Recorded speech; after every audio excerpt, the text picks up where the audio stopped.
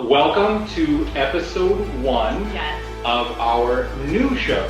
She is Lais and I am the coach, and that is the name of our show. First of all, if there's ever been a time for personal bubble, this is We will always stay true to what we do. What you're doing is going to get you to the next place. Right. Throw the list away. It's only a matter of time before you cave. You can look way better than you used to. Such a great experience. Well, like it knows everything you've given. Shown curiosity.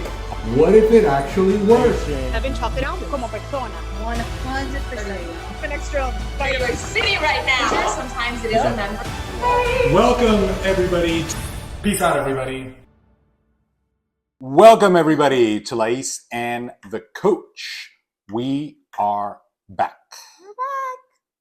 I've been wanting, I think that we're going to change the name to Next Level with Lais and The Coach, or Lais and The Coach Next Level Podcast. What do you guys think? Like better? What do you think? Next Level's got to go on it. It's got to happen. Right? It's either going to be the Next Level Podcast with Lais and The Coach, or Lais and The Coach Next Level, because we're graduating. We're going to the next level. And it's next level like NXT. NXT, like LVL. our team. Yes. Yeah. So let us know which one you guys think is best. Mm-hmm. But for today, I'm going to open the podcast with a question. Okay. What would you do if you had to start all over? In what? That's a great question. In anything, right? What would you do if you had to start your business all over? What would you do if you had to start work all over? What would you do if you had to start dating all over? Oh my God. What would you do if you had to start a new relationship? Or what if you became a parent again, if you were Oh a parent my now? God. This gets worse and worse. Or what if you've never been a parent and you become a parent? Like, what would you do if you had to start over from scratch? So business or financially or a relationship or parenting or whatever. Yes. And the reason that we're going to start with that question is because on today's episode, we are going to talk about what I had to do when I had to start all over with learning how to walk, learning how to eat, and learning how to do all those things, because 7.5 years ago, I got Guillain-Barré Syndrome and became fully paralyzed.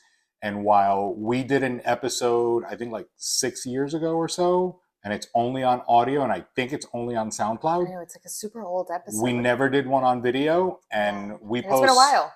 It's been a while, and I post videos all the time about it.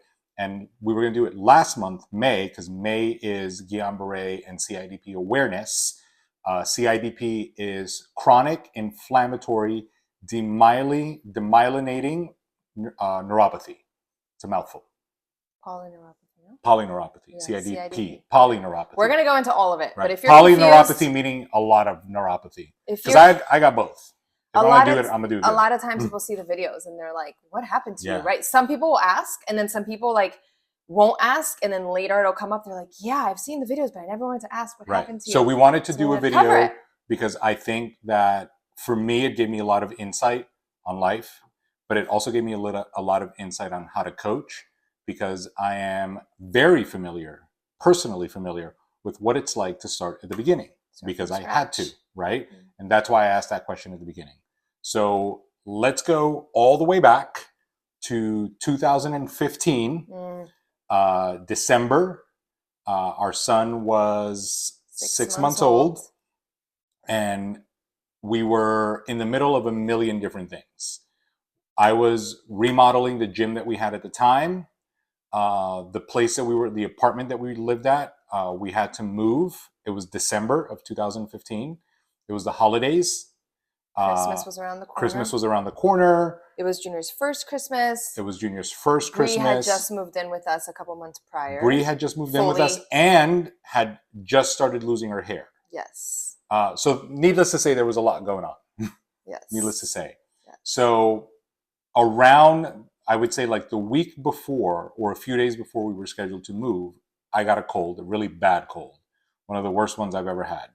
And like I was literally like flu-like symptoms. And it wasn't that other thing that we all went through that you can't say on camera. You get canceled. Right.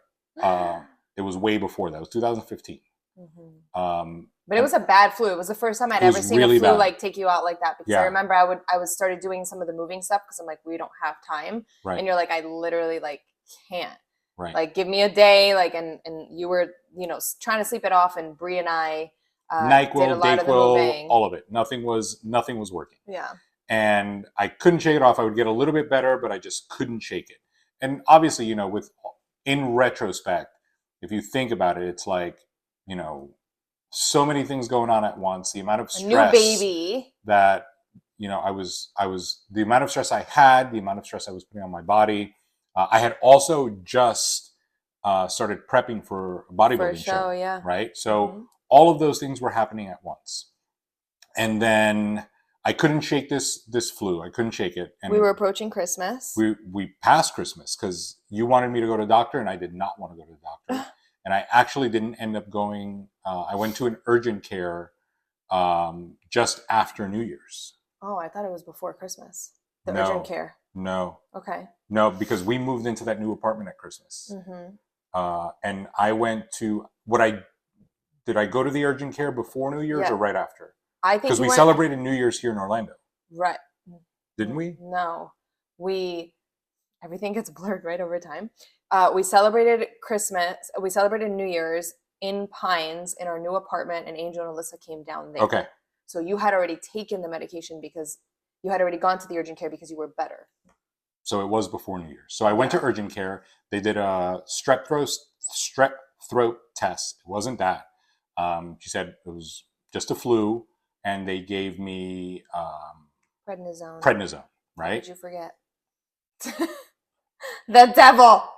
Well, we don't know if that was the cause. You know, it's correlated. Okay. Correlation and causation are not the same. Okay, so continue. So I got prednisone, and I felt better like overnight. Almost instantly. Yeah, almost instantly. Like the next day, you were better. Like, better. We celebrated New Year's. We celebrated New Year's, and then one morning I woke up, and normally I sleep, and I still sleep. You know, like with my arm crossed. If you're listening, I'm showing the camera. But with my arm crossed, I kind of sleep like that, and I squeeze really tight while I'm sleeping.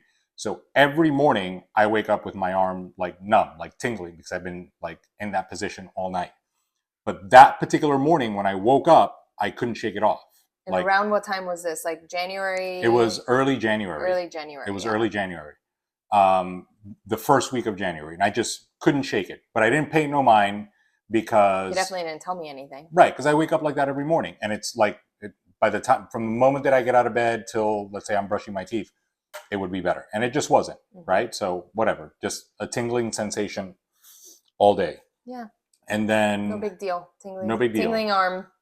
Continued with the day. Next day, the next arm felt like that. And I'm like, all right, that's a little bit weird.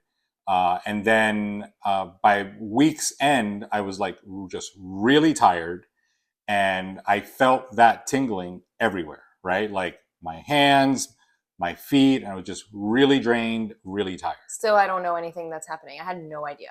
Right. And then I remember it was a Saturday, and you invited your sister over for lunch, and I went to GNC to get something to improve like blood circulation and took a nap, right? Because I was just dead tired. And then I asked you for help opening a water bottle or Pepsi. Was it Pepsi? One or the other. I couldn't physically open it. Like I just didn't have enough strength to get it open. And you know, women out there, you know that's weird because anytime I need anything open, like a can of sauce or like anything, I'm like, can you open this? Right? Like I can never open anything. And I'm like, a bottle of water. I'm like, what's wrong with you? Like I was so genuinely confused because we were both tired and we had a new baby and we weren't sleeping and we were stressed and there was a lot of things going on, but I can't open a bottle of water. Right. And then I continued to move forward, didn't pay it no mind. By the middle of the next week, I was getting like progressively weaker. And I thought that I had probably hurt myself working out and pinched a nerve because I just couldn't shake that numbing feeling, right? And I'm like, you know, like I'm getting weaker and it's like in my extremities, I'm like, maybe I was pulling something and I pinched a nerve and it just won't loosen up. Maybe I was leg pressing. There's a video of me leg pressing like a bunch of, I'm like, probably pinched something there. Who knows how I got hurt, but I got hurt. So the solution was, let me just keep training. because if I keep training and stay warm, I can get everything to loosen up. So I go to the gym, I get on the bike for 10 minutes and I'm like barely pedaling, right? Like, wow, like I'm really, really tired. So let me go sit in the sauna for a little bit, get warm, get hot. And that helped a little bit, but nothing. Next day, I'm more tired. I'm like, well, let me go to the gym before I go teach a class. Didn't stop working, didn't stop doing anything. I go to the gym, and the LA Fitness that I went to was a 2-story LA Fitness, and the cardio stuff was on the 2nd floor. And I go up, like it took me a while to get up the steps, but nothing out of the ordinary for what the last couple of days had looked like. But then by the time that I finished the bike, which was only like 15 minutes or so, it took me 20 minutes to go down the stairs. I also didn't know that either. Right. We clearly have some trust issues still from that time of our lives. I had no idea. And then I left from there to go teach a class at the park. And by the time I got to the park, it was difficult for me to lift my legs like through the grass. Like I was walking from where I parked the car to the park bench where we used to have our group class. We used to do an outdoor group class. And from where I parked my car to the bench must have been maybe a 30-second walk, if that, maybe less. Like I physically couldn't lift my feet through the grass. That I was there for. I'm like, what's happening to you? And he's like, I can't really lift my feet like on the grass. And I'm like, that's not normal. Right. So then I taught the class and I was holding on to the park bench the whole time because I felt like I was going to fall. So I said, I'll just teach next to the park bench. And asterisk there, like I didn't stop. Right. And I think that in retrospect, some people are like, you should have done this and you should have done that. But honestly, like I feel like when you're going through something, if you stop, then you do put yourself in a position to, could it have been worse? Could it have been something else? Of course it could have. But I think in life, we all go through these difficult moments and we want to stop. And honestly, just that just wasn't an option, right? Because there were classes to teach. We had the gym to keep running. Like stopping wasn't an option. And I just kept going all the way until that weekend, right? It was Martin Luther King weekend, MLK weekend. And that Sunday, we went to church. And then the church had like 3 steps to go up, and it was hard to go up the 3 steps. It was even harder to come down the 3 steps. And we left church at like 10:45 and to go teach a class because I used to teach on Sundays. And by the time I got to the gym, I was wearing jeans to church. I went to the bathroom to change, to put on my sweatpants to teach the class, and I couldn't get the jeans off. I said, there's no way I can put these pants. Yeah, he came back out and he's still in jeans. And I was like, I can't like, take them off. Like, we're going to the hospital. Right? And she's like, all right, we're going to the hospital. And he's like, well, I got to teach this class first. I'm like, well, I got to teach this class first because we got to deliver. I said, but, and then we'll go to the hospital. So she made arrangements for the kids, and we go to the hospital. And it's a holiday weekend. So they take me in. I tell them the symptoms. Obviously, it's very confusing because nothing added up, right? And they do an MRI. They do a brain scan. Nothing was coming up. Nothing. Blood work. It was great. Like everything was like perfect. They're right? Like everything is fine. Right. And like you're going to have to see a neurologist. And by the way, if you've ever had any health scares or issues, whether it's with yourself or someone you love, there's nothing worse than being told, and we were told this for so long, we'll get to it, that they don't know what's wrong with you. Like that's probably the worst. Right. Like short of like you're dying next week, like that is probably the worst thing because it's so like it feels so agonizing because right. You're like, okay, but something's wrong. Like what's wrong? And they don't have answers. And it's like, I'm here for the answers and you can't give them to me. So it's a very weird feeling. So I'm sure obviously for you. Right. So we are in the ER. It's a Sunday. We're in the ER for at least 6 hours. And they say, as one does in an they ER. say, you're going to have to see a neurologist. And I say, okay, great. They're like, but there's no neurologist until Tuesday because it's a holiday weekend. So you're going to have to stay. And I'm like, stay till Tuesday. Like, are you crazy? I got to teach tomorrow, right? I got to work tomorrow. Like, I can't stay here. And the kids are like, no, like, I'm not staying, right? I'm like, and then I did what hospitals hate that you do, which is I signed myself out. They were not happy with They him. were not happy. They're like, you understand that if you leave, like, and anything happens to you, he's like, yep. Yep, because I'm my own person. And I assume full responsibility for anything that I do, Yes. I still stand by. Everybody just got a glimpse. I still stand by that 100%. So we left the hospital and I'm like, listen, I'm sure that there is something pinched in my back. I am positive that I hurt myself. If I can go see a chiropractor, I'm sure that they can adjust me and I will be fine. Bree's watching this and she's like making all these faces. I think she's hearing the full story for the first time. So that night we go home. The next day I went to teach classes and it was just getting worse. Well, don't skip. That night we went home and you were not well. Right. I said I wasn't well. Like when you sat down. I don't want to skip parts. Right. Well, we got home, I sat down on the couch and it took both her and Bree to get me up and I went to bed that night. Right, but he couldn't like physically push I didn't have enough strength. Off the couch. And at this point I couldn't open a toothpaste cap. Like I obviously couldn't open a bottle of water at this point. And at the time, neither Bree nor myself were as strong as we are now. Right. No strength. And I was like, maybe we had an ottoman. I'm like, maybe if you just throw yourself on the ottoman, we could roll. Like you're trying to figure it out because you're like, this is not a small man. Right. Right. And it's like. And I thought I could crawl to the room. I thought I couldn't figure out where the problem was. Yeah. So I'm like, maybe if I get on the floor, I could just crawl to the room, but I didn't have enough strength to crawl either. So that was a problem. But we got him in bed. So they got me in bed. And the next morning I went to Walgreens and I got you a walker. She got me a walker. And now with the walker, I was mobile. It was like Superman. You could walk around. Pop, pop. I'm going everywhere. And then, so I go to teach. That's not how it went. So I go to teach. That's how I remember it. So I go to teach that day. With his walker. With my walker.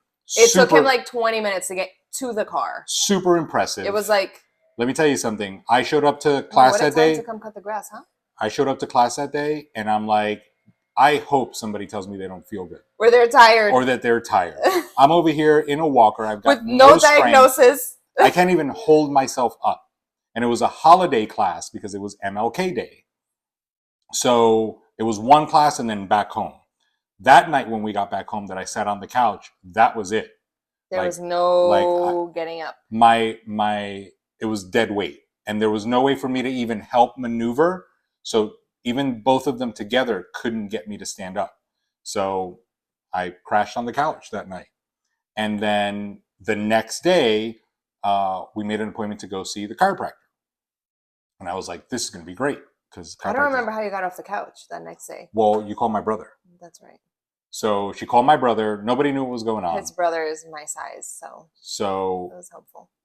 But three people to help me get up with the walker. As long as I could get up, I could be in the walker. I could balance myself. Yeah, but it was pushing yourself off and getting up. Right, I couldn't do that. Yeah. So we go to a chiropractor. We go to see the guy that does the hurricanes and the whole University of Miami team. He does all of their stuff, and we got an appointment there and went. So I got I got an X-ray done. You couldn't even get on that chiropractor table. Right. And they were like, "What the hell?" I knew I had a few herniated discs. He's like, I can see the herniated disc, but this shouldn't be causing this. And he's like, I'm sure I can help you. And in my mind, I'm like, I'm sure you can too.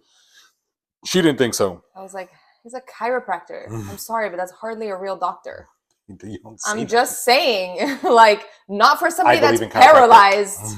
You're paralyzed over here. You can't even walk. Anyway, so we go home and then we have to make the hard decision of going to the hospital.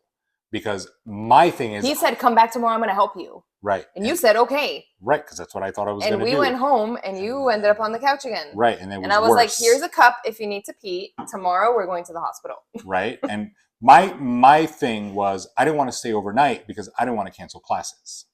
I refused to cancel classes. I taught so many years with zero interruption. He was so... I taught during hurricanes. I taught in the rain. I taught in the heat. I taught in the dark. You were so much more worried about canceling class than you were about what was happening with you. You're like, 100%. This is interrupting the classes. Which again, side note, and I didn't do this in the first podcast, that is the level of commitment that I had. And that is the level of commitment that is required to get to where you want to go. Yes, I was more concerned with my classes than with what I was feeling. Because as long as I could show up, we were good. Yeah. And I would show up in a walker. I would show up unbalanced. I would show up with zero strength, dehydrated, thirsty, hungry. I would show up because that's what you do. You show up. That's what you think. Mic drop. And then I couldn't get up. I couldn't get up to show up. This is like a rap battle. But it's, You weren't clink, clink, clink anymore? I wasn't like Superman, clank, clank, clank, right? And then we made the decision that I was going to go to hospital and like whatever. I made the decision. She made the decision that I was going to He go to couldn't the open the hospital. toothpaste. He couldn't do anything.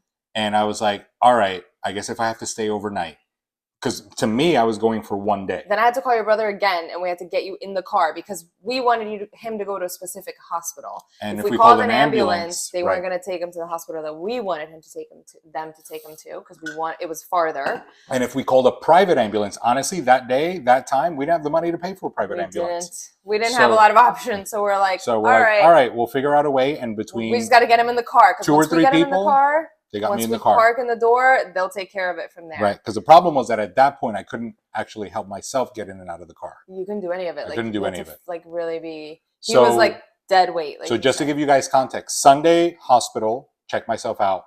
Monday, MLK Day. Tuesday chiropractor. Tuesday, chiropractor. Wednesday, hard talk. Thursday morning to the hospital. Yeah. So it's been just a few days. When I get to the hospital, the same nurses and the same attending ER doctor that were there Sunday were there in the morning Thursday. They're like, oh, so you're back. You're going to stay this time? Yep, I remember it. I said, I'll stay. So they called the neurologist. They ran a bunch of tests again. And they tell me that my blood markers were right on the cusp of Guillain-Barré, but it wasn't showing up that way. Well, they did a spinal tap. Did a spinal tap. And in the spinal tap, he said that how it usually shows up for Guillain-Barré, like that result wasn't it, but it was close enough, and it was the closest thing that... it wasn't really red. It was like a pink? There Orange? it was like a red with a pink hue. Salmon. Right. But good enough. We'll go with it. So they said... And for those of you who don't know what a spinal tap is, you want to describe it? It's like an epidural, except instead of putting fluids in, they take the fluids out. So Yep. it's at the bottom of your spine. Show up and do it. Yeah. Rock and roll. I'm like, you're going to be fine. I didn't even feel my epidural. And they're like, well, it's not really... I was fine. He was fine. And then they start to freak out. So they did ask really quick. They did ask, did you have a flu? Yes. And because... And did I travel? Did he travel? There are very few people in the world that have this. This is very rare. And so they still don't know what causes it. Still. And they still don't know really truly how to treat it. Right. And everyone has it's a vast like recovery different versions situation. of it. Some people recover fully, some people don't, some people go halfway, and I know we're going to go into all of it, but they said it seems like it's this. Right. It's Guillain-Barré syndrome, Mhm. right? Which, what does it mean? So basically, it's a demyelinating of your. So, like, take this. So imagine this coating here. Inside of this is a straw. Inside of that is your nerves, right? So the myelin is what covers your nerves. Mine was deteriorating, and so my brain couldn't send signals to my nerves for everything to respond. Correct. But it was autoimmune, so my body was doing it. So your body's attacking basically And the for those coating of your nerves. For those of you that are listening, I was using a straw, but imagine a cable, right? like your phone charger, the right? Myelin, It's got like right. The myelin would be the plastic coating around it, and then your nerves would be the cables that are inside. So your body's like attacking that. And so my first question was, okay, like, can you treat this? And they said yes. And then I asked, can this happen again? Because now I'm afraid, like, you can't catch a cold now, like for the rest of your life, right? Because it's like Bree at the time used to always have colds. So it's like, in my mind, I'm like, can he never get a cold? They're like, no, that's not how it works, right? Like, you get it once. You get it once and you never get it again. And I'm Right. like, okay, so then we just got to get through this. Right? So they rush me to ICU. Why? Because the problem is that at that point, the way it escalates is it could, because it's muscular or at the nervous system, because it's your nervous system, then everything can start to go. The same way I lost strength, everything can start to lose strength. So if your brain stops sending signals to your nerves, it stops Right. sending signals to all of your other organs. So if they had to intubate me, I had to, they had to have me in ICU to be ready for that. In case your lungs start to go or any other. Right. And a organ. lot of people that would Guillain-Barré get intubated. Never got to that. But they immediately put you in ICU. How are you feeling at this point? Like worse than ever. Like physically, you can't move. But mentally, what are you thinking? I can't believe I have to cancel class. Were you like ever, and it's interesting because like obviously we both experienced that together, but very differently because it was happening to him. And I was on the outside doing everything that I could and dealing with the kids and whatever, and with helping in any way and getting answers and whatever. But obviously it was happening to your body, right? So it's like, where are you mentally in this moment? So I was the weakest I had been Thursday. Physically. Like, at least before I could move my hands, and at this point I couldn't even lift them anymore. Like, anything. I was done. Like, I couldn't come up, I couldn't lift my hand. And again, they had to have me in ICU because, I could choke. There were a series of potential risks at that point. But nothing, I couldn't do anything. And then that was Thursday. Friday, when she came to see me. But wait, really quick, before you go into that. So Thursday he went into that, and I couldn't stay with him because A, it's ICU, and B, we had 2 kids. Right. And so I had to go home to deal with the kids and take Bree to school and do all the things. And that was really hard. I'm sure. Like, even for you, like, right. I didn't want you to be there alone. Right. But it's like, that was hard because like we literally had a 6-month-old baby. Like, I'm trying to like pump milk in the ICU. Like, you still have to continue life. Like, maybe we can't teach classes, but things continue. But you're in the ICU, you can't move. Right. Can't move, can't do anything. I can't be there for... And I'm a grown-ass man. I can't be there for a long period of... Right. Like, nothing. Like, very can't go to humbling. the bathroom. Like, very I can't humbling. do anything. Yeah. So then I went home to deal with the kids, came back the next morning. So when she comes back the next morning, like, I developed a little bit of palsy. So my face dropped. Half of the face. Half of my face dropped. I was like, I wasn't aware of, I couldn't call him. He couldn't text. Like, he couldn't do anything. I didn't know. Couldn't get a hold of him, right? It's not like he's in the bed texting. But it just shows you that, like, at that level, like, all the nerves go, right? And I walked in and I was like, what happened to your face? I was like, what happened to it? What happened to it? Because he's like, hey, you know how like you see someone, you're like, hey, but it was like only one side, like, hey. And I was like, oh no, is it going to stay like that? We can't have that.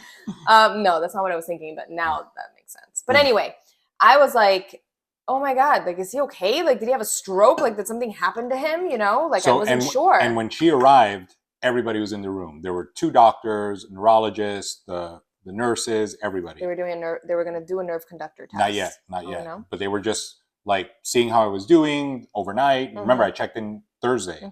So they were like trying to see how that first night went. And they were still not medicating me because we were still waiting for a real diagnosis.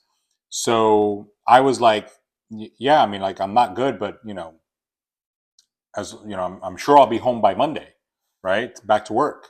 And they were like, the one doctor tapped me on the leg, said, you're never going to be the same again. You're not leaving here this weekend. You're not leaving for a while. It's going to be a long time. It's going to be a long time. And I was so pissed. So you don't know me. You don't know what I'm made of. I'm like, I'm leaving Monday. And to be honest with you guys, like, not like, because it's not dramatic, it's reality, right? It's like he was the only one that was working at the time. So our gym and our business fully depended on him.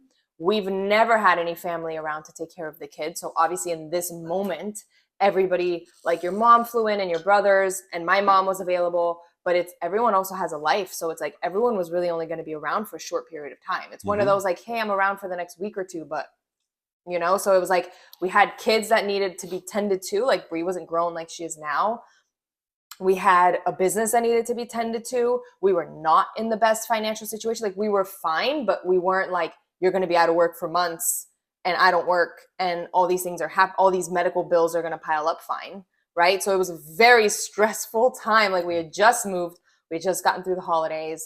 Right. And we were definitely in a very, like, when they said that, I know that for you, when he said, like, you're never going to be the same again, you're like, fuck you. Like, hell yeah, I am, right?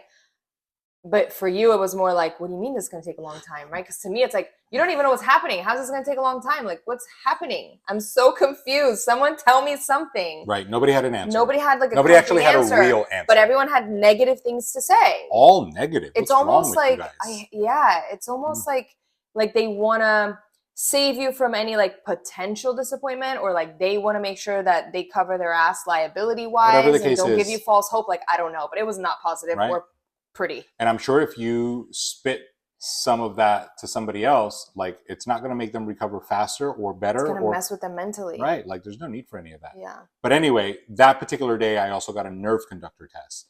And the lady that came to do it, like, butchered me. And if you don't know what a nerve conductor test is, so they shoot electricity through the nerves to see what kind of response, and they're reading how fast you can feel that response.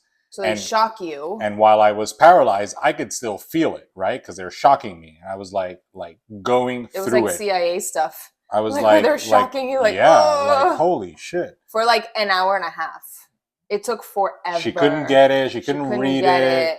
It was terrible. I was like, someone get this old bitch out of here. We need somebody who knows what they're doing. I was angry. So after that, they diagnosed it as Guillain-Barré for sure. They start me on IVIG. Which is? Like what? Like how does it work? Like it's an IV medication. It's an IV. It's basically an extract of blood, and they start to it's like immunoglobulin. Yeah, but basically it was just like an IV in your vein. It was an intravenous medication to help my body start reproducing the cells that my body was killing, and basically like start from the beginning, right? Like let's put healthy cells in so that your body could start reproducing. And that was still in ICU, and that was supposed to happen for an entire week. Every day? Or was it every other day? No, it was every day. It was every day. Yeah. And then after one treatment, I was already better. I could lift my hands. I was able to pick up a cup, you were bring able the to straw brush to your my teeth. mouth. I wonder if that's why I still do that. You were able to brush your teeth in the bed, but you were able to like do it by yourself. You were able to feed yourself. Yeah, my lungs never lost any strength because they would test me twice a day. But I couldn't move yet. I could grip the cup. I could bring it to my mouth. I was able to feed myself, but that was it. And then they said, you're going to have to check into a physical therapy hospital where you will start your... Well, they said you're going to have to do physical therapy. And he's like, that's fine. Like, right. because that's what you did for a living I'm like, back in the day. No problem. He's They're like, no. You're going to have to go. Like, you're going to have to inpatient for at least a couple of months. I was like, months? That's the only time that I was like devastated. Yep. That was the only time. Like, literally, I can tell you because I would bring food or we would talk or I would, help him write the emails and I would... And I was hurt because I had to dictate the email saying that I wasn't going to be back on Monday and that it was going to be a while and that I didn't know how long. And that whole time, like, even though he wasn't feeling good and even though we didn't know what was happening, he was always like, it's fine. Like, everything's okay. Like, I'm going to be fine. Like, he always seemed very positive and very unfazed. He was always making jokes and he was never like, I'm going to be fine. Like, these people don't know what they're talking about, right? It's like, he was calming me down. He was calming my anxiety. But that, and I'll tell you, like, inside that whole process, which you're going to continue to unfold, but that was the only time that he seemed like that he was not good. Like, that was the time where it like really hurt him. And I think in the 11 and a half years that I've been with you, that still is the only time that I can say that you were like really devastated and to really hurt. And to be honest, I was more upset because the concept behind it, like I understood what they said I had to do. It just didn't require imprisoning me. Right? Which is, sure, you're going to have to go through physical therapy. They were like, you're going to have to do 90 minutes of physical therapy every day. I'm like, great. So I'm going to work out for 90 minutes. And then you have to do 90 minutes of occupational therapy. I'm like, great. So I'm going to have to work out twice a day. Why did I have to stay in the hospital for that? Yeah. Without being able to leave. They have to collect. Like, but here's that's what really, and we're talking about, obviously, this is all the details of what happened to you, but overall as a life story is very condensed version of it because there's so much happening at all times, right? You're dealing with insurance, you're dealing with business, you're dealing with family members. Junior's breastfeeding, Bree's still in school, she's in a volleyball team. Right. She had games to go to. Your bills are piling up. Your family members that have all their opinions that they want to throw your way. There's a million other things. A million things are happening, including your mom having breast cancer. My mom had breast cancer at the time. At the same time. So all of these things are happening. Life was lifing, let me tell you. Right? All of that was happening at the same time. Yeah. But we have to keep moving forward because if you're still here, you keep moving forward. Every day is an opportunity. Every day above ground's a great day. And so they tell me that they're going to transport me to another hospital where I'm going to do physical therapy. Which I was happy about because ICU is like the worst place to come. And occupational therapy every day, twice a day. And I'm like, well, how long am I going to be in there? No one knew. No one had a real answer. They said at least. Because there weren't even conditions. They said at least 2 months. At least 2 months. Because you were like, you can move your arm. Let me tell you something. But you couldn't walk. Right. I'd never taken a day off. He had it, and mind you, this whole time, how how much weight had you lost just in that week in So ICU? the first week in ICU, I lost 30 pounds. And obviously all muscle, because, you know. When you use it, you lose it. You And mind you, you're getting IVIG for your Guillain-Barré, but you're also getting daily shots because you can't move, right? So your skin doesn't start to rot or whatever it is that happens when you're stick to the what? Like it sticks to the it sticks to the bed. They have to move you around. Everybody has to you stick to the bed. It becomes like you have to move. You know, people, you have to move. Have to move. You like have to move. People have to shower you. People have to help you go to the bathroom. People have to help feed That's an you. interesting experience. People, you needed help with food, right? With cutting food, maybe even if you could bring it to your mouth. So we went to rehab, still in that situation where it was like you couldn't walk, you hadn't taken a step, you hadn't stood up, like you hadn't even really sat outside of your bed. It's not like they moved him from the bed into this like corner chair in the hospital room. Like you had only been in a hospital bed this entire time.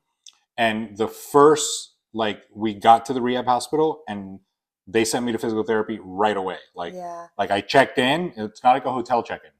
Like checked in and I was in PT like immediately, which honestly I was glad to do because I've been in bed this whole time. Yeah, and I think like it was interesting because in ICU, you look around and like everyone's fucked up, right? Like they're dying, they're like intubated, everyone's crying, like it's crazy. Even though luckily that wasn't our case, we were there for prevention.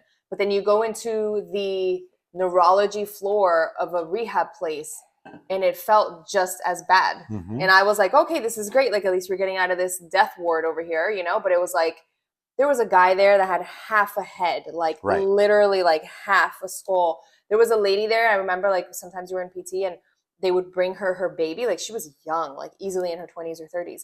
And she like had a dead stare. Like she had no consciousness. Like who knows if she got into a car accident or what happened to those There's people. levels, people. There's levels inside of levels whatever anyone's going through. There's always, it's what they say, right? If you put your problems in a pile with other people's, you probably pick yours back up. So it was definitely an interesting experience, but you went straight into your stuff. Right into physical therapy. And the nurses that were working with me, like they expected me to stand up. And I was trying as hard as I could. How does that feel physically to not be able to stand up? I think that we all take for granted how much the brain runs us on autopilot. Because none of you think about breathing, right? None of you think about your heart beating. Like you're not in your thoughts saying heartbeat, heartbeat, heartbeat. Or like, hand, pick up that fork, put it in my mouth. Like everything is automatic. So it was a lot of effort. Like that first time, like I was in between two bars. If you haven't seen the video, I was in between two bars, and you've got, you know, the nurse's aide and you have the nurse, and they were like, you know, we're going to help you stand up, you know, grab onto these two bars. One's going to push me up and the other one's going to pull me by your belt, by my belt. And you're holding onto the rails. Right. And I hadn't stood up in 2 weeks at this point. Yeah. And this was going to be the first attempt. And I was like, we're fucking doing this on one. So I'm grabbing on and I'm like, we got to get this. You got to rock back and forth. We got to get this one, right? Two. And then boom. And I stood up and I was like, you know, finally back up. Yeah. And it felt like what it felt like when I was in the walker, like weeks ago when I was walking myself. It's like, boom, boom, boom, I love that video because you can see in your face that you were surprised and you could hear it. I was like, oh shit. I went like, because I was recording it, right? So you could see that too. And I was like, that was quite the moment. It's like, okay, you can stand. Like, we've made progress. And then it was, all right, so I got 2 workouts a day, 90 minutes each. What do we got to do? Like every day. And you wake up and somebody comes to get you, and I would drop, and I would wheel myself through the hallways, and you would see all the people that skipped out on PT that day or skipped out on OT that day. Like, no, not today. They loved you. And I'm like, not today. Are you crazy? Like, how are we going to get out of here? Like, I'm dying to get out of here. I know. Those nurses would always be like, you're so willing. And if physical therapy was the way, then shit, 3-4 times a day. If I could, because I would get really tired.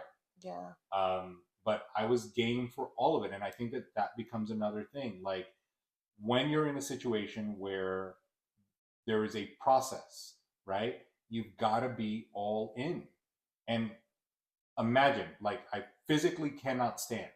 There is no, if you stand up 8 times a day, you'll be out of here in 80. Like there was nothing. You just got to do it, right? You just got to do it. And that's like every other journey, like right? blindly. Especially in fitness. It's like you go to the gym day one, nothing happens. you eat your food, even if you ate perfect today, nothing is going to happen. And nothing is happening tomorrow either. You've got to do it every day, over and over and over. With seeing nothing. With seeing nothing. And then at some point, it starts to happen, right? Yeah. And hopefully, like in my case, you are under the supervision of people that know how much further you have to push, how to push you. And that's what was happening. Like I had to learn how to pick up marbles with my finger, right? Because I couldn't actually hold a fork. I could grab it and you could grip it, but not grip it and I can caveman kind of like, style. But I had to learn how to pick up marbles, because I couldn't even connect my fingers. Like doing this that was an difficult, activity, yeah. right? Like doing this was a thing that I had to do. There were so many like little things, yeah, including like standing up was one, walking was another, right? Oh my like God. flexing and extending my knee, stepping heel to toe, like putting pressure side to side. Like my body had lost all sensation. Yeah, and really quick to your point before, like a lot of times in situations in life, with every situation, the only way out is through, right? And it's like if you don't go through what you need to go through, like Right. there is no, I'm gonna get to the other side of this. Like Right. you There's have no way around to. it. There's no way around And it. that becomes the thing. Like there was no way around it for me because I needed to get out. It wasn't like I hoped to get out. Like, no, I am getting out of this. So through is how I'm going. And whatever. And again, they said it wouldn't be the same, but they did say that I was going to recover. They didn't know how much. And I'm like, that's all I need. Because Right. the thing is, like, at a basic level, I do have an understanding of how the human body works. And your cells regenerate and lean muscle tissue regenerates. And as long as I progressed, then there was a lifetime of opportunity Yeah. to keep getting better. And that's one of the hiccups that everybody has. Everybody wants everything quick, right? You want to lose weight quick. And I'm like, what happens when you lose the weight? How do you keep it off if you don't Yeah. have a plan in place? Yeah. Right? So it all became about progression. So if I could stand up today, can I stand up twice tomorrow? Right? Can I stand up 3 times the next day? Can I take 2 steps? Can I take 3 steps? Can I take 4 steps? Can I walk down the hallway? Everything became about progressing. Yes. Can I pick up these marbles faster? Mm-hmm. Can I pedal more on the bike? Like everything became about a progression. But you weren't sitting there being like, I just want to walk already. I just want to go back to work. I just like you wanted to, but that's not what you can focus and on. Here's the thing. Today you have 10 more marbles to pick up. And again, back to it's not like I wasn't trying. Right. It's not like if you work out as hard as you can and you eat your food perfect, it's not like you're not trying, but it's going to happen on your body's time, not on your time. Yes. Right? Yes, I wanted to do it, but my body just wasn't doing it. I'm sure that you wanted life to get back to normal immediately. I remember like 2 or 3 weeks in, they were like, all right, so we're going to use dumbbells today, because before that I couldn't even pick, and they gave me a 2. And I'm like, oh my God, somebody take a picture, right? Because I was curling like a 2-pound dumbbell, and it was difficult, but it was part of the process. And then I think after a month that I was getting better, right. Inside of the parameters. Yeah, you still never walked from your room to the PT room and by yourself. Month, a million things happened, but as I was getting better, then I could start asking, it's like, okay, how much longer am I going to be here? Like, what are the parameters? Like, are you guys going to let me go once I'm healed? Like, it's going to let me go. Right. Like, what are the parameters? Sometimes they wouldn't let me go outside. Yeah, I had to be like, can I take him outside? Like, I had to wheel him. But it's like, what needs to happen for me to go home? Like sunlight. Right. And they were like, well, you need to be able to get in and out of your wheelchair by yourself from the floor. And basically it was mimicking you falling at home by yourself. Mm-hmm. Could you get yourself back in the wheelchair if you were alone? Mm-hmm. And I needed to be able to walk a certain amount of steps, because obviously the other things were progressing. They would watch me eat. I could go to the bathroom by myself. So I needed to be able to show progression in my gait and my steps. And I needed to, the most important thing was to be able to get in and out of the wheelchair. If you fell. So that was the benchmark. That was the goal. But here becomes the thing. Now I have a benchmark, right? Now I know this is what I got to do. So I work toward that every day. Yeah. And with tons of hesitation, they were like, they're like, it's going to take a while. I'm like, it is not going to take a while. Because I'm going to work on this every day. And sure enough, it happened inside of 2 weeks, and they did not want to let me go. He was like, you should be here longer. I'm like, I'm good. Like, yeah. Because if the recovery is going to take a while, like, why am I here? Yeah. Because once I do I'm going to have to keep therapy, recovering at home. right. Once I did physical therapy and occupational therapy, it's like the rest of the day I'm like lingering in a room. Sitting in a hospital bed, Right? eating hospital food, watching Family Feud. Right. So it was... And in your thoughts. And so it's important to make sure that you are good with yourself so that you are having a good conversation internally. Because that whole situation could have turned out different if you were mentally in a different place. There's a lot of alone time, you know. Even though I spent the entire day there with the kids. Right. Still alone. But you would come like mid-morning and then have to leave mid-afternoon to get Bree, and then they would all come back, you know, mid-afternoon. So we would camp out at the hospital all day. But yeah, I would drop Bree off at school. Until the last visit. Go to the hospital, go pick up with Junior, go pick up Bree from school, go back to the hospital, and then stay there until after dinner, which is when you had to leave, right? I don't know if it was 8 or 9 o'clock, and then you're by yourself at least 12 hours. Right. And then the other condition, just to speed up the story, the other condition is that our apartment had to be handicap friendly, right? You need to have wheelchair access. I need to have the shower thing. Right. So they let us go on, what was it? Valentine's Day. Mm-hmm. And we went home with fully handicapped everything. So the wheelchair, the board that gets you from the wheelchair into the bed and vice versa, the toilet thing, the shower thing where you sit in the shower, the walker, everything. We went home fully. Because I was better, but I wasn't like... You weren't like normal. Right. I still needed a lot of help. Yeah. So we went home. Excited. And a couple days go by. 2 weeks, I think it was. Yeah, I think so too. 2 weeks go by, and I wake up one morning and my hand is numb again. And then this time I said it to her right away. I said, I'm feeling it again. She's like, we're not going to wait. I said, it's impossible because he said it can't happen again. But if you're feeling something, like, we cannot wait. We have to go back in. Right back to the hospital. Same hospital. We go in. The same neurologist that diagnosed me was there. Ran tests again. And he says, okay, so we're going to try a different procedure. So instead of doing the IVIG, which is the intravenous, they are going to do plasmapheresis. And plasmapheresis is almost like a dialysis where they, you know, take out a certain amount of blood, they put it through a machine, they clean it, and then they reintroduce it, to put it in simple terms. And they do that through? So they put a catheter through that neck vein right here. And then they sent me off to a room. It wasn't ICU. No, it was a regular room. It was a regular room. And then every other night, somebody would come, and they would come in the middle of the night for some reason. Yeah. I don't know why. Yeah. They would come in the middle of the night to do this plasmapheresis, and they would do like 2 or 3 liters at a time. Well, they did it during the day too, because I was there for some of them. I think one of them. Yeah. But anyway, and then when they did the plasmapheresis, I felt better. Almost immediately. Yeah. And I felt just as good as I did when I left the physical therapy hospital.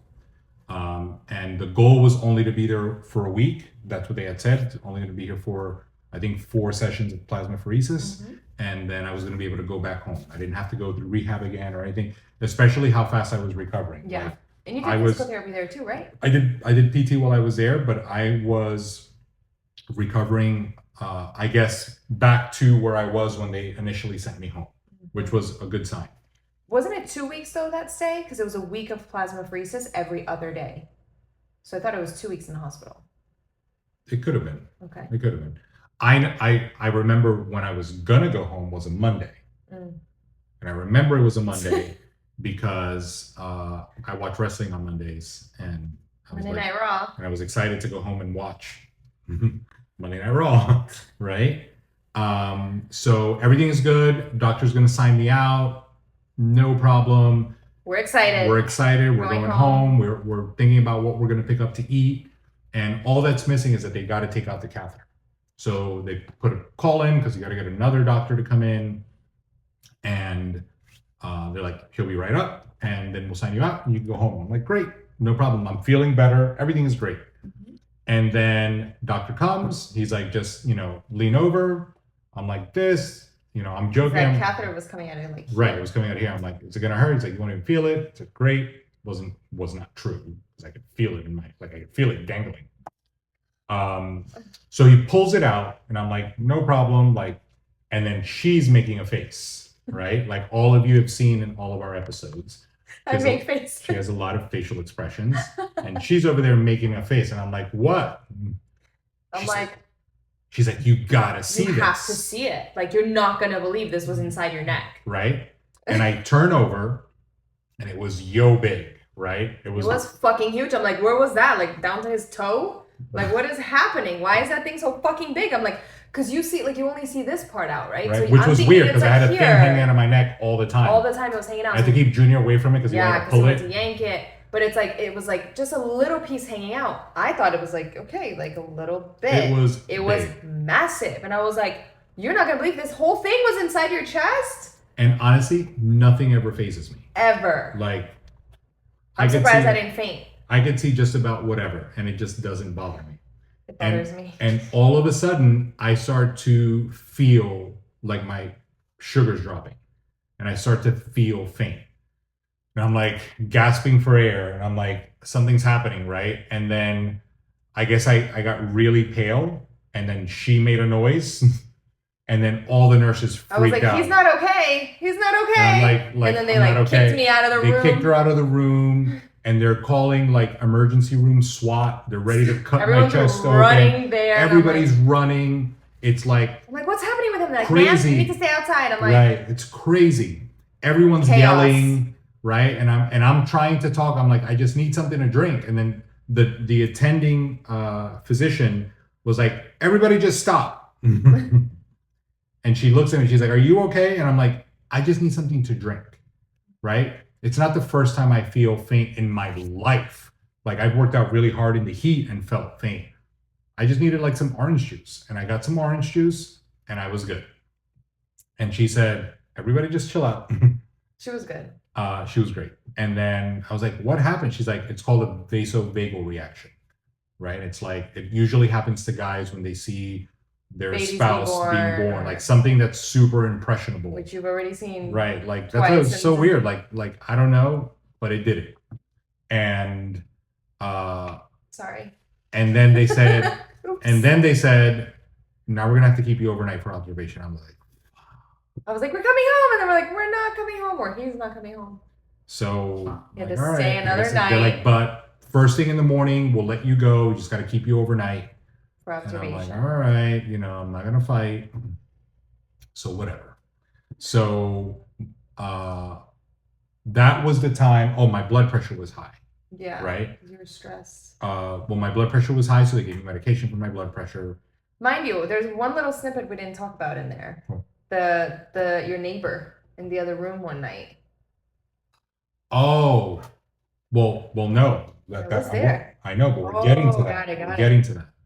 So they give me blood pressure medication, and I didn't have high blood pressure. My blood pressure was high situationally. I was going through all this shit, right? So they give me blood pressure medication, and they're like, you got to take this. And I'm trying to be a good, patient. I'm trying to be a good patient, because the other thing was this. When I left the hospital the first time, I went home, and I'm trying to do a little bit more every day. I got dumbbells, I'm pressing, I'm curling. Every day I would try to take 10 more steps. And when I landed back in, they said, you overdid it. They said, you did too much and you put yourself back here. So then when I left, I'm like, I'm not going to do shit. I'm not going to do anything, right? I'm just going to let this run its course. So, and you give me the meds, I'm going to take them, right? So they give me the blood pressure medication. The very next morning I take it. We're going to take Bree to school. And on the way to take Bree to school, I start to feel like I'm going to pass out again. He was pale. I was like, I feel like I'm literally going to pass out here. I'm holding on for dear life to the handle in the car. So we drop off Bree, and she rushes me back to the hospital. It was literally the next day. And they put me in a room, and they're checking on my thing, and I tell them what happened. And they're like, everything seems fine. They're like, you probably didn't need blood pressure medication. I'm like, no shit. I just need to go home. I needed to not be stressed. I just needed to not be here. But they want to medicate you for everything. So they're like, we're going to have to keep you overnight for observation. I'm like, you got it. So they checked me in. Luckily, again, everything was fine. They put me in. Again, I'm still paralyzed, right? Like I'm downplaying my paralysis because I still couldn't get up. Right. Going home just meant you're using the wheelchair and the walker. Right, but I still couldn't. You're fully handicapped. Right, I'm still fully handicapped. Which we weren't sure at this point if you were ever not going to be. Right. Like, this was the progress, right? Right, It's like, this was the new normal. Right, it's like, am I going to have to lug out a wheelchair every time we go to the grocery store? Are you going to need to go to the bathroom this way and shower this way? We didn't know. So they put me in a really nice room, right? It was a much bigger room, like everybody fit. We were all there hanging out. Me and the kids. And then, so it's getting late. They're going to, they have to go home because they can't sleep there. And all of a sudden there is commotion on that floor of the hospital.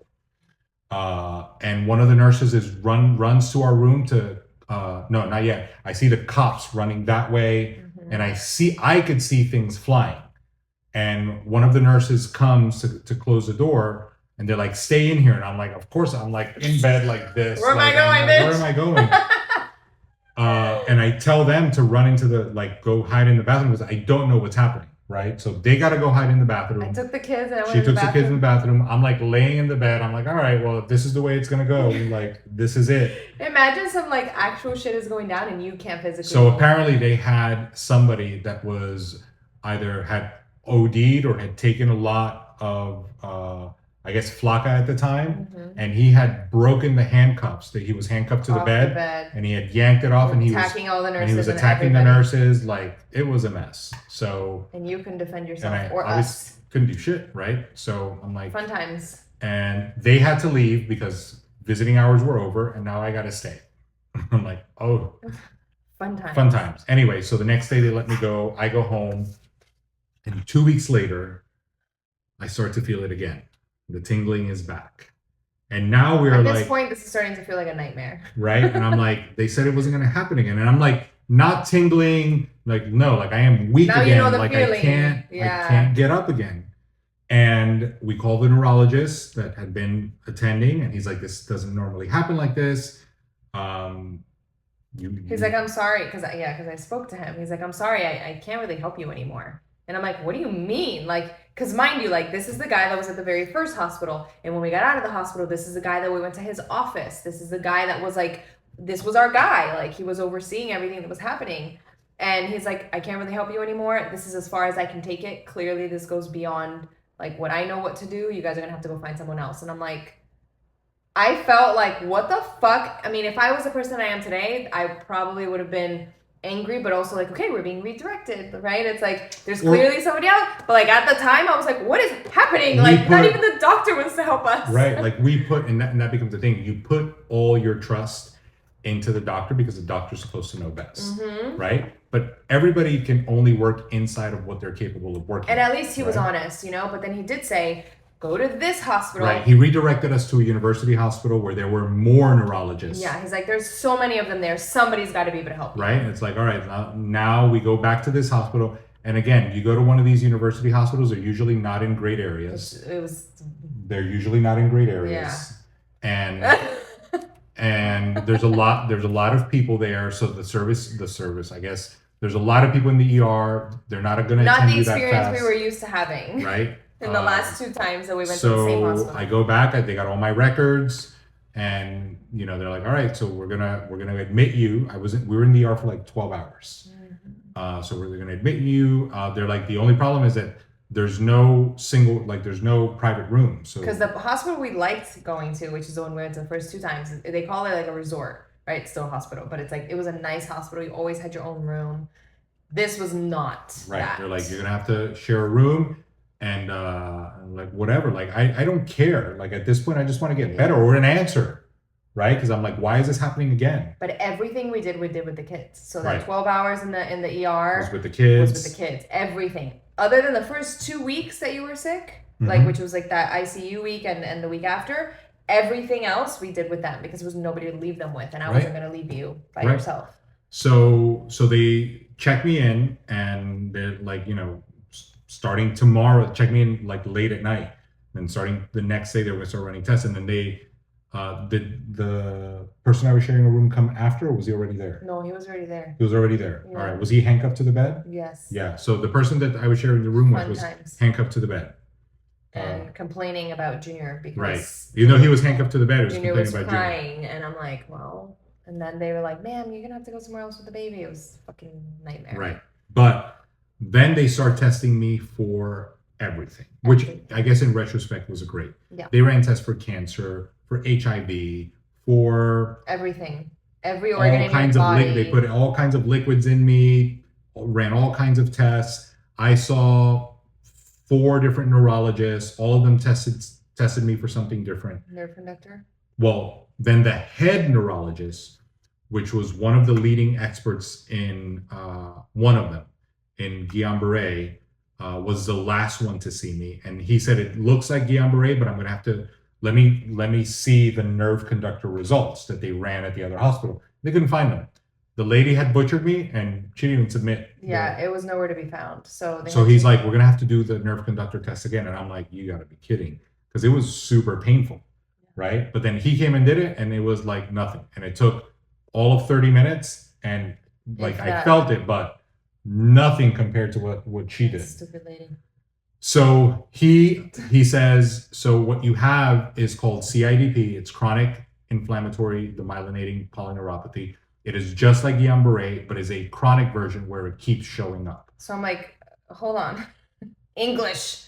I'm like, so it's Guillain-Barré, but it's not Guillain-Barré. And this is what he said, because how I remember. He said, it's like the cousin, right? It's like the cousin of Guillain-Barré, where he's gonna have, it's even more rare, and he's gonna have this forever. It's a chronic version, meaning like it doesn't happen once, it's going to keep happening. Right. And he spit that out, and I think this is an important point, with so much certainty and no hesitation. Like, he was sure of it. Right. And in that moment, I realized the difference between someone that's exceptional at what they do and someone that's maybe good or great, right, or average.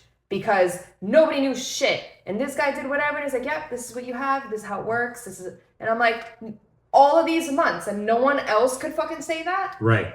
But it's like, no, because he was the shit, right? So it's like, when you're the shit at what you do, like, it's different. It just is different. And it's so important to have the right person handling whatever area of your life that you need handling, right? Right. Whether it's the person handling your finances or your health and fitness or your lawyer, insert thing. It's so important to have the right person doing it, because it made all the difference in the world. Of course, everything happens the way that it's supposed to, and everything happens for a reason. But had we landed it with him in the very beginning, things probably would have turned out very different. Possibly. But I think that at least answers wise. I think everything happens the way it's supposed to happen, because you don't know that you have something chronic until it's happening a bunch of times. Totally. They could have diagnosed it the same way the first time, because until it's happened again and again, right, it can't be chronic, right? So, and the way it shows up the same way.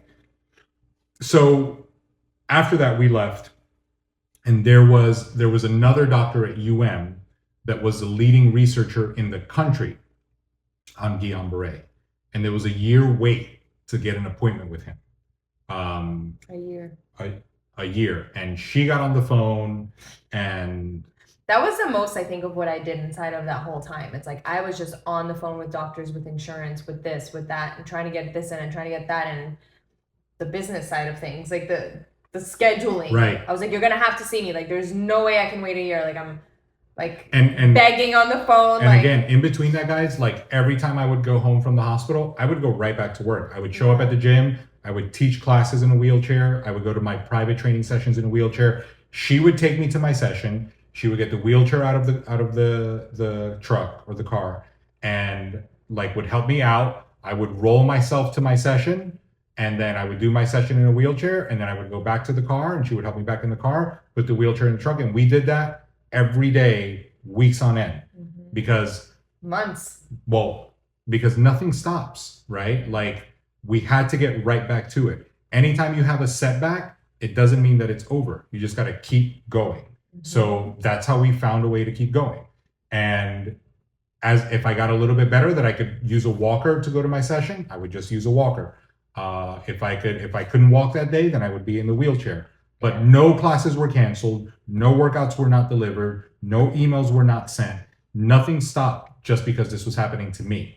Because I had a commitment to make sure that I was going to show up for everybody else. And inside of that, life was chaotic. Life felt like it was falling apart. Financially, we were in the worst place that we could possibly imagine. Things were falling apart, but you keep going. You keep going. Nothing, no health problem, no financial problem, no how are we going to pay this, or Nothing mattered. Nothing mattered. It's like you keep showing up for the thing. You like keep you keep showing up. up. You keep moving forward. You So never fail if you don't quit. So she kept calling, harassing, and we got an appointment. There was an opening to go see. Like, if someone cancels, if something changes, if he wants to take 30 minutes for lunch instead of an hour, right? Like, if there's any way that I can get in there, like Dr. Sharma. Yeah, I need to get in there. I need to. I don't think you understand. And she's like, I understand. Like, you don't. And it's like, but I'm sure everyone says the same thing. Of course, if he's a leading researcher on this, I'm sure everybody is going through the same thing or similar. Mm-hmm. So an appointment opened up, and we go, and if the guy at the hospital was exceptional, right? He honestly, like, was so calm. Like, he's like, oh, it was weird. And I think that, like, he was entertained by like, when you're passionate about something and this is what you do, here's another experiment. Right. He was the leading researcher for like, that. And nobody, here was finally one in how many? 1 in a million. Right. Like, with this thing that you're studying. No one had it like I had it. So he had a million questions, like, what have you done? I'm telling him the story. He's like, okay. Like, he was like, okay, so here's what we're going to do. So he gave me a prescription for IVIG, and I would get IVIG once a month. At the hospital, the first week, it was every day.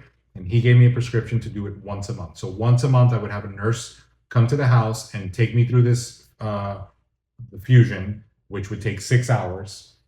And they would ship the IVIG to the house, and it was the like day before they would come drop it off. A lot. It was like a 2-liter bottle of soda. It was like, no, but it was in little packets. It was in little packets. So it was like a huge thing. You put it in the fridge, and the next day the nurse comes and she does the thing. So every time, once a month, the nurse would come to the house, and I would sit there for 6 hours and get my fusion done, and I would feel better every time. Every time, just a little bit better. And I started working out. Like, I started doing anything that I could to keep moving forward. Like, if I could move this better, I would move more. If I could do 10, I would do 11. If I could take 10 steps, I would just a little bit more every time. Yeah. And every month I would get a little bit better. I had to go to physical therapy. And I would do everything that I could to get a little bit better each time. And then as I read more and researched more, it's like, one of the things that he said was, if you're going to do this, I said, well, how long am I going to have to do this? He said, well, you do it all the time. He's like, but if you can space it out. Right. He's like, you're going to have to do this forever. But right. You're going to have to do this forever. But if you can space it out, then maybe, you can see how many more weeks you can go before you need the next fusion, right? So instead of every 4, then do 5. So the first 3 months I did it every month. And then as I got a little bit stronger, then I was like, all right, so I'll go 5 weeks. And then I went 6 weeks, right? And then I was gonna go 8 weeks, the next one, but we had a trip coming up. We were going to Puerto Rico, and I didn't want to get stuck in Puerto Rico. And at this time, I don't know if I was in my head, but I don't want to get stuck in Puerto Rico and have a relapse. I'm like, let me just get the IVIG to make sure I'm good. We're good. We went to Puerto Rico, and again, at this point, like, I'm better, but I'm still not 100%. My feet are numb. Like, I'm walking funny, but I'm better. So we go on the trip. So then I said, now I'm going to push it 8 weeks. Mm-hmm. And then I pushed it. And then I was going to go to a Tony Robbins event. I was going to go to UPW, and it was going to be in Dallas. I'm like, all right, I don't want to be in Dallas, and something happened, so let me get it. Right. And then that one was the last time that I got it. I said, I went to my event, and I said, I'm just going to push it until I feel something again. Mm-hmm. And I kept progressing and progressing and progressing and progressing until I was just a little bit stronger, where it felt normal. Yeah. Right. P.S. My feet are still numb. I know. So it's like a new normal. As normal as it could be. But I was regaining a lot of the strength that I had, a lot of the mobility that I had. I was able to drive myself around. The new normal was there. No wheelchair. No wheelchair. Just like a limp. Right. Like hobbling. Right. It was, because you feel off balance too. But I didn't get the IVIG anymore. And then we made an appointment. We had a follow-up. We had a follow-up appointment. A year later. And we went to the follow-up, and he's asking me a bunch of questions. He's testing my strength. He's like, wow, you're getting stronger. He says, when was the last fusion that you had? Mm-hmm. I said, it's been 6 months. He's like, 6 months? He's like, how? He's like, I've never seen a case like this. And he's testing me again. Like I put my, like, you know, because I was training every day. I was working out as much as I could. I was getting back to where I was before. I'm like, all right, so what do I do now? He's like, I don't know. I've never seen a case like this. And I'm like, okay, so like, what does this mean? Like, does he keep getting it? And he's like, I guess he's a unicorn. I'm like, that's the best you got? Like, a year supposedly to get the first appointment. We got in here, and then a year for the, like, that's the, and he was very confident. He's like, yeah, he's a unicorn. I'm like, is that scientific? So he writes me another prescription, like an open prescription. He's like, if you ever feel it again, you know what to do. And I'm like, that's it? He's like, that's it. I'm like, all right. And after that, like little by little, just got better and better. And it isn't that, you know, here and there I'll get a cramp or a tingling or whatever, and it's always alarming. But I never felt weak like that. Again, my feet still are numb. They're very sensitive. Like that was the residual. And I've seen cases where people like don't recover. I try to share as much as I can in different chats and all that. Because when we were going through this, there was nothing to read. Like we didn't know, she happened to know somebody coincidentally, you know, which again, well, I had posted about it, and he was like, does he have Guillain-Barré? I'm like, how do you know what that is? Right. And he's like, oh, because I had it. And I was like, oh, snap. Like, but that's the only person I've ever. But isn't it funny, like now in retrospect, that you had to be working in that place to meet that person, so that fast forward years later, like we had somebody that we could ask. Because the thing is that the doctors know what they know, but they haven't experienced it. They don't know what it feels like. So what I wanted to was to talk to somebody that had gone through it. Yeah. Like, how long did it take you? What did you do? Right. Yeah. He had gotten special shoes and he used to nap all the time. Right. It's like, you're so tired. Like we had talked about, like, yeah, having someone that's gone through it personally doesn't mean that that's the experience you're going to have, because everyone's experience is unique. But at the very least, it gives you like some sort of dialogue, right? Because it doesn't exist. Like it's so rare. But inside of all of that, I like the second time that I decided not to do anything, I ballooned up way over 300 pounds. So I know what that feels like. I had to start lifting weights again from zero. So I know what starting at the beginning looks like, or not having any strength. I had to learn how to walk. So as a matter of fact, I know what it actually feels like to not be able to do something. So when somebody says, you know, I can't do this, I have a hard time not putting that into perspective for them. Is it that you can't because I know what it's like to not be able to? Or is it that you don't want to, right? Because can't to me means you physically can't get up. I was in bed, I couldn't lift my hands, I couldn't stand up. That's what can't means. When you don't want to do something, that's completely different. But then you have to be clear with yourself. Yeah. Not my people when they're telling me that they can't, because they're telling me. But what you have to do is you have to be clear with yourself. You need to redefine or create new definitions for what words mean. Can't is you can't. You physically cannot. Right. I don't want to now is not can't. I don't feel like it. I don't feel like it. I'm tired. I'd rather stressed. Do something else. Listen, and this is not one of those, it could be any of these excuses and they're just, no. Let's just use words for what they mean, right? If you physically cannot move, it's okay to say that you can't. Other than that, it's a you don't want to. Do I have more patience? Yeah, listen, like it sucked. It was terrible. But it also gave me a better understanding of what being process oriented actually looks like. Because I had to go one step at a time. And that's how I coach, right? I coach one step at a time, because ultimately what you want is to get to the destination. You want to get to the outcome. But it doesn't always happen overnight, right? And I can speak from experience when I say it doesn't happen overnight. And you got to take it one step at a time, literally.